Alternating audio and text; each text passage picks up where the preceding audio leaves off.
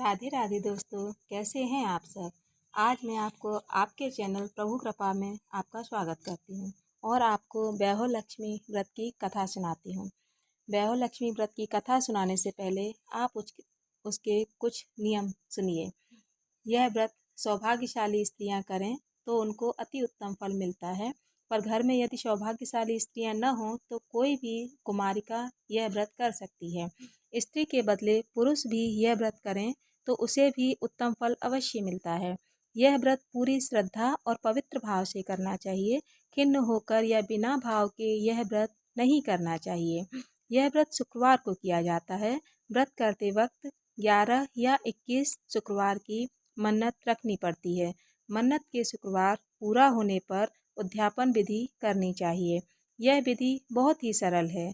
एक बार व्रत पूरा करने के पश्चात फिर मन्नत करके उस व्रत को फिर से कर सकते हैं।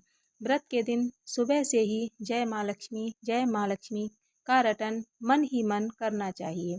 शुक्रवार के दिन यदि आप प्रवास या यात्रा पर गए हों तो वह शुक्रवार छोड़कर उसके बाद के शुक्रवार को व्रत करना चाहिए, पर व्रत अपने ही घर में करना चाहिए।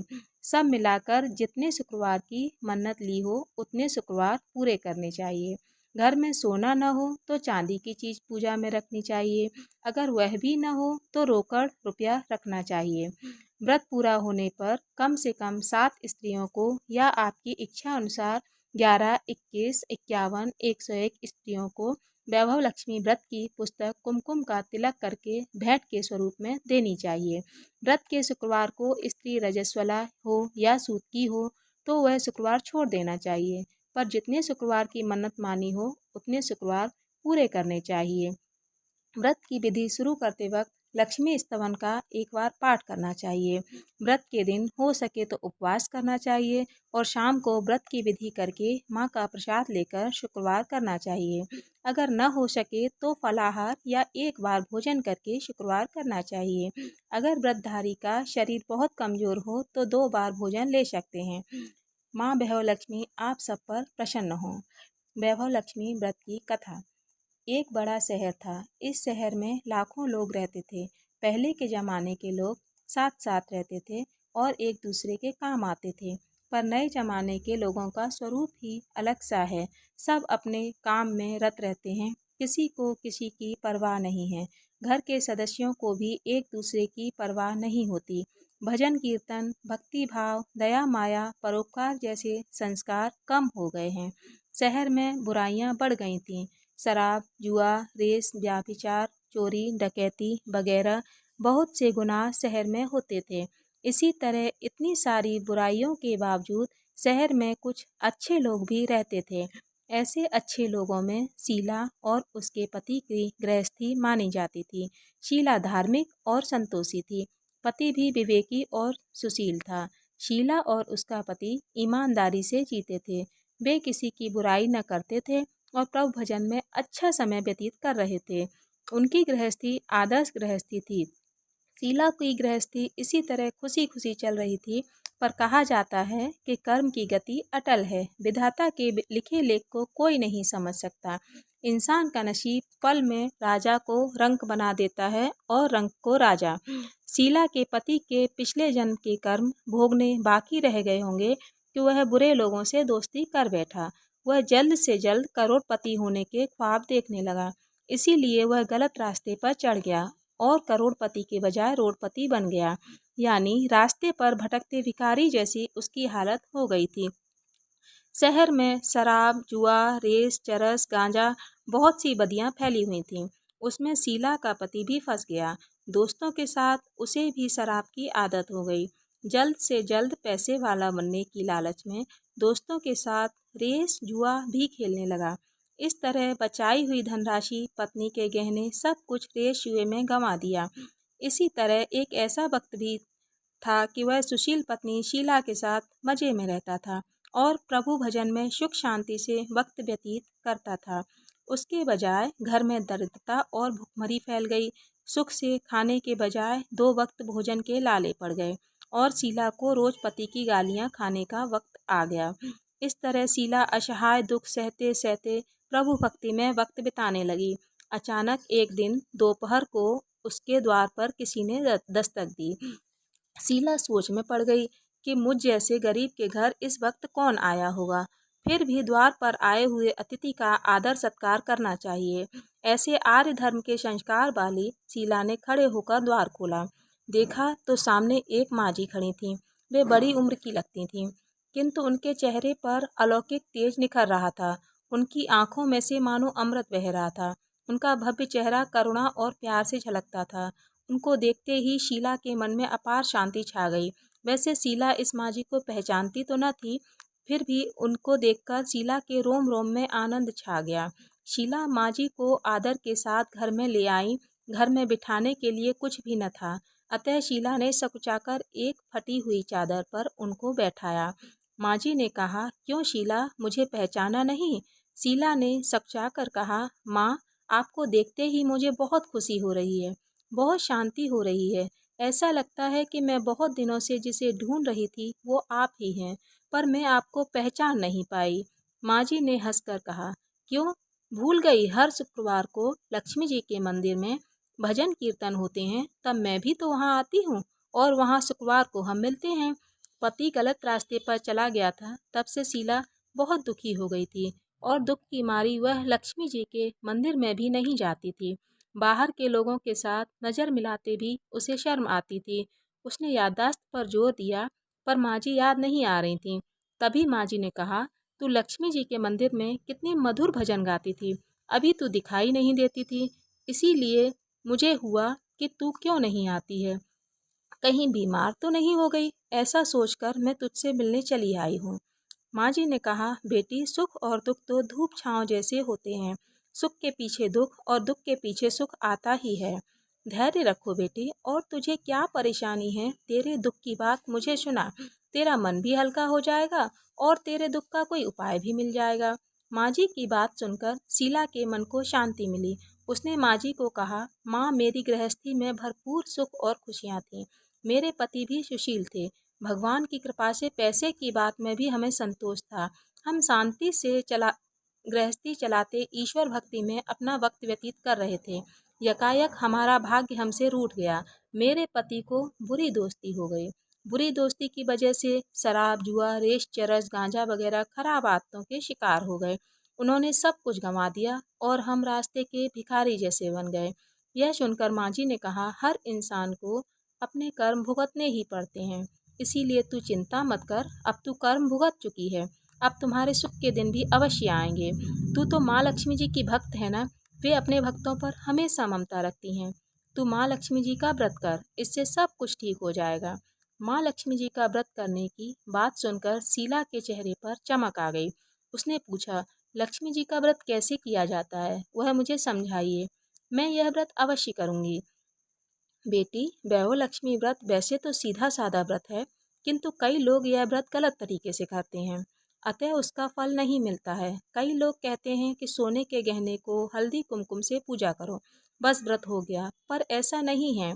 कोई भी व्रत शास्त्रीय विधि पूर्वक करना चाहिए, तभी उसका फल मिलता है।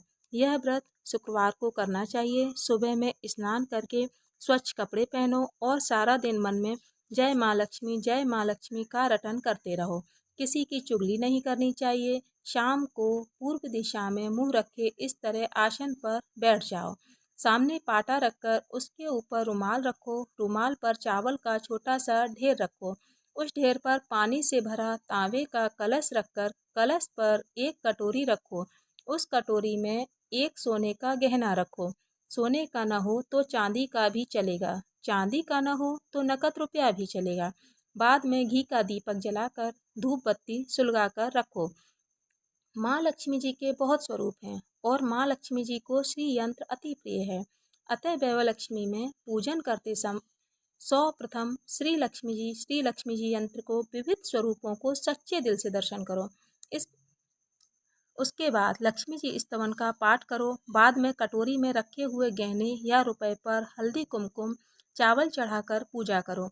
लाल रंग का फूल चढ़ाओ। शाम को कोई मीठी चीज़ बनाकर उसका प्रसाद रखो। न हो सके तो शक्कर या गुड़ भी चल सकता है। फिर आरती करके 11 बार सच्चे हृदय से जय माँ लक्ष्मी बोलो। बाद में 11 या 21 शुक्रवार का व्रत करने का दृढ़ संकल्प माँ के सामने करो। आपकी जो मनोकामना हो वह पूरी करने की माँ लक्ष्मी जी से विनती करो। फिर माँ का प्रसाद बांट दो और थोड़ा सा प्रसाद अपने लिए रखो। अगर आप में शक्ति हो तो सारा दिन उपवास करो, सिर्फ प्रसाद खाकर शुक्रवार करो। न शक्ति हो तो एक बार शाम को प्रसाद ग्रहण कर सकते हो। अगर थोड़ी सी शक्ति भी न हो तो खाना खा सकते हो। बाद में कटोरी में रखा गहना या रुपया ले लो। कलश का पानी तुलसी क्यारी में डाल दो और चावल पक्षियों को डाल दो। इस व्रत के प्रभाव से सब प्रकार की विपत्ति दूर होकर आदमी माला माल हो जाता है। संतान न हो तो उसे संतान की प्राप्ति होती है। सौभाग्यवती स्त्री का सौभाग्य अखंड रहता है। कुंवारी लड़की को मनभावन पति मिलता है। शीला यह सुनकर आनंदित हो गई। फिर पूछा, माँ, आपने वैभव लक्ष्मी व्रत की जो शास्त्रीय विधि बताई है वैसे मैं अवश्य करूँगी, किंतु इसकी उद्यापन विधि किस तरह करनी चाहिए यह भी कृपा करके सुनाइए।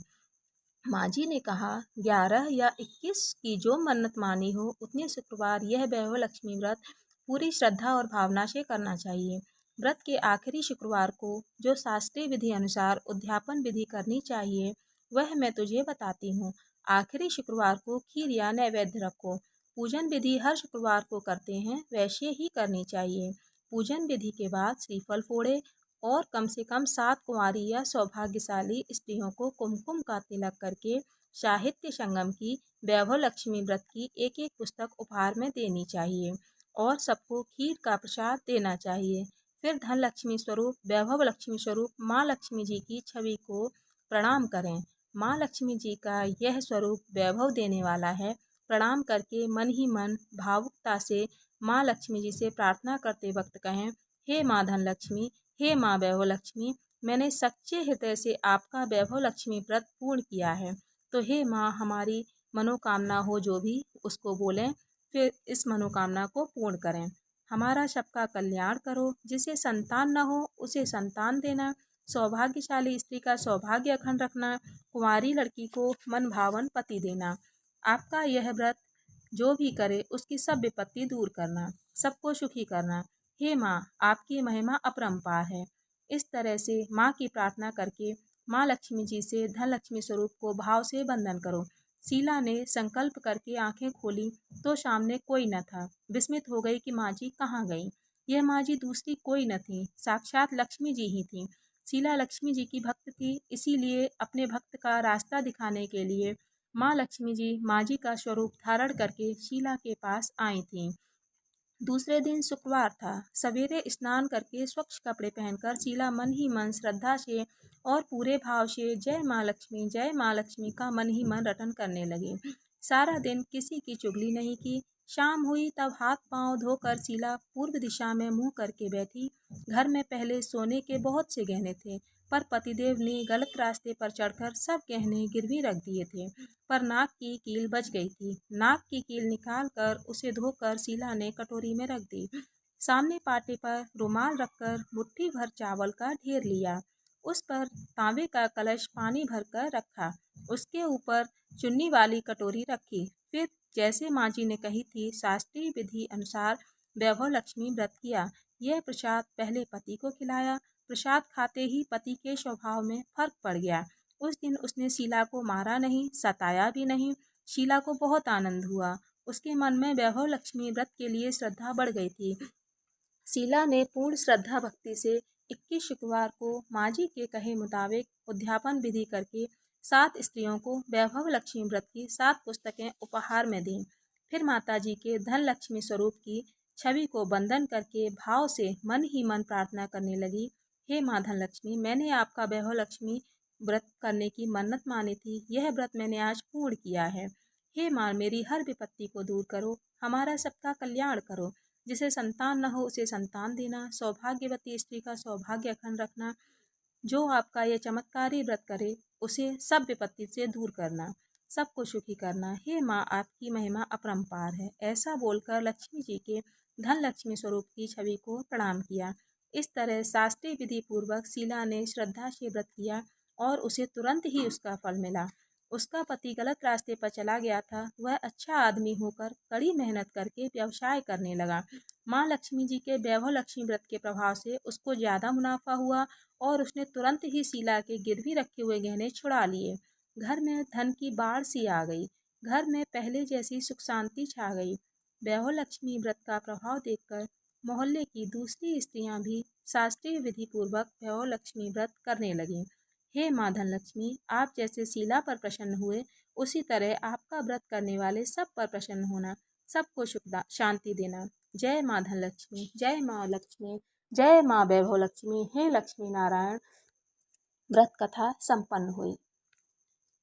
और आप सब स्वस्थ रहिए, मस्त रहिए, मुस्कुराते रहिए। राधे राधे। राधे राधे दोस्तों।